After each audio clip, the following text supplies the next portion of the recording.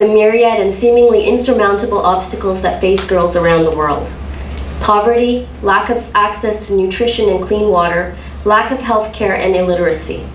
Add to that child marriage, violence, and sexual exploitation, and we can become overwhelmed by these challenges. And that's just the third world. In the developing nations and in the first world, there are problems as well, which, although glaring, can seem invisible until we as girls, women, and committed boys and men insist on bringing them to light. But today our focus is not only on problems but on solutions. The antidote to despair is hope, and hope springs from a deep well watered by courage, resolution, and plain old-fashioned hard work. The UN declared October 11th, 2012 to be the first International Day of the Girl Child, and we must now seize the possibilities and potential in this lofty resolution.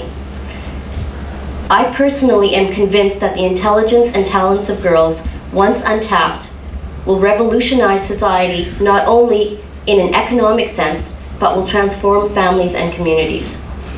Tensions can be diffused and turned into trust, and the relationship between girls and boys, men and women, can be marked by respect, equity, and love.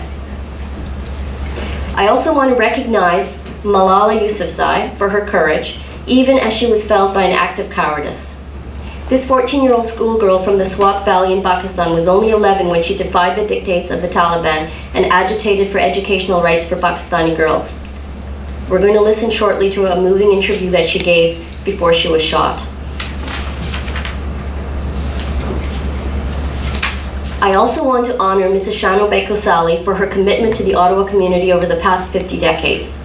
She's sitting right in the row over there, the lovely lady with the blonde hair.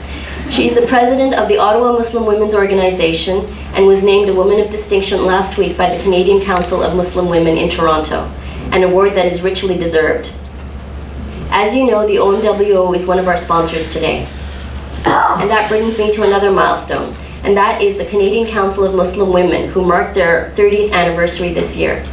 It's our 30th anniversary, and while we celebrate this wonderful moment, we will continue our journey as we seek equality, equity, and empowerment for Canadian Muslim women. Social change begins with small acts of subversion. Malala knows that.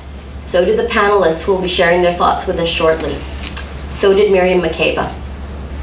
And now I'm going to move on to a short video presentation. Actually, no, we're going to start with Sarah Musa with a spoken word performance. So Sarah, do you want to stay there? Do you want to come up?